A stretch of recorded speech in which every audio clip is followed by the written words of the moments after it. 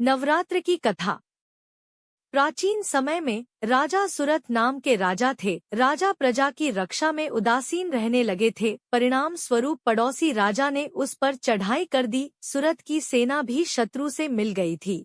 परिणामस्वरूप राजा सुरथ की हार हुई और वह जान बचाकर जंगल की तरफ भागा।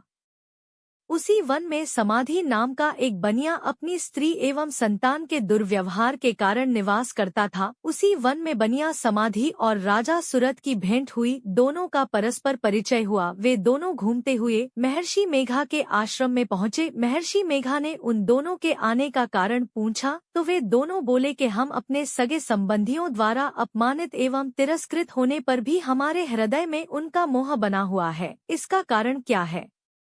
महर्षि मेघा ने उन्हें समझाया कि मन शक्ति के अधीन होता है और आदि शक्ति के अविद्या और विद्या दो रूप है। विद्या ज्ञान स्वरूप है और अविद्या अज्ञान स्वरूप। जो व्यक्ति अविद्या अज्ञान के आदिकरण रूप में उपासना करते हैं उन्हें वे विद्या स्वरूपा प्राप्त होकर मोक्ष प्रदान करती है। इतना सुन राजा सुरथ ने प्रश्न किया है, महर्षि देवी कौन है?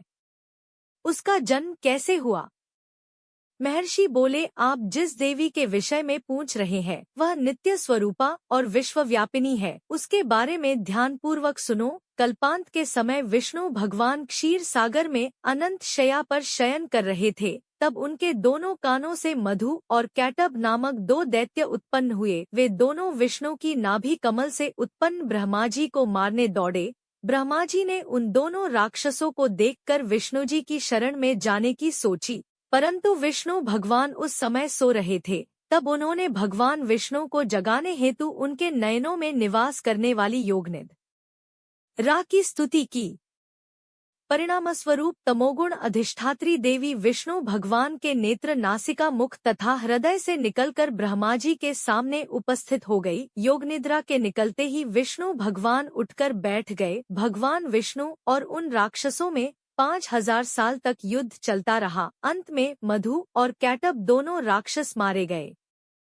ऋषि बोले, अब ब्रह्मा जी की स्तुति से उत्पन्न महामाया देवी की वीरता तथा प्रभाव का वर्णन करता हूँ, उसे ध्यानपूर्वक सुनो। एक समय देवताओं के स्वामी इंद्र तथा दैत्यों के स्वामी महिषासुर में सैकड़ों वर्षों तक घनघोर संग्राम हुआ। इस युद्ध में देवराज इंद्र की पराजय हुई और महिषासुर इंद्रलोक का स्वामी बन बैठा। अब देवतागण ब्रह्मा के नेतृत्व में भगवान विष्णु और भगवान शंकर की शरण में गए। देवताओं की बातें सुनकर भगवान विष्णु तथा भगवान शंकर क्रोधित हुए। भगवान विष्णु के मुख तथा ब्रह्मा जी और शिवजी तथा इंद्र आदि के शरीर से एक तेज पुंज निकला, जिससे समस्त दिशाएं जलने लगी और अंत में यही तेजपुंज एक देवी के रूप में परिवर्तित हो गया। देवी ने सभी देवताओं से आयुध एवं शक्ति प्राप्त करके उच्च स्वर में अट्टहास किया, जिससे तीनों लोकों में हलचल मच गई।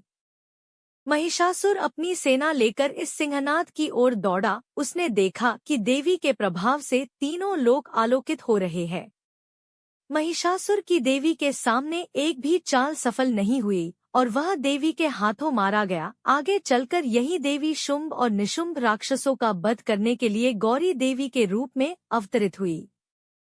इन उपरोक्त व्याख्यानों को सुनाकर मेघा ऋषि ने राजा सुरथ तथा बनिया से देवी स्तवन की विधिवत व्याख्या की। राजा और वणिक नदी पर जाकर देवी की तपस्या करने लगे। 3 वर्ष तक घोर तपस्या करने के बाद देवी ने प्रकट होकर उन्हें आशीर्वाद दिया। इससे वणिक संसार के मोह से मुक्त होकर आत्मचिंतन में लग गया और राजा सुरथ ने शत्रुओं पर आक्रमण करके विजय प्राप्त करके अपना वैभव प्राप्त कर लिया।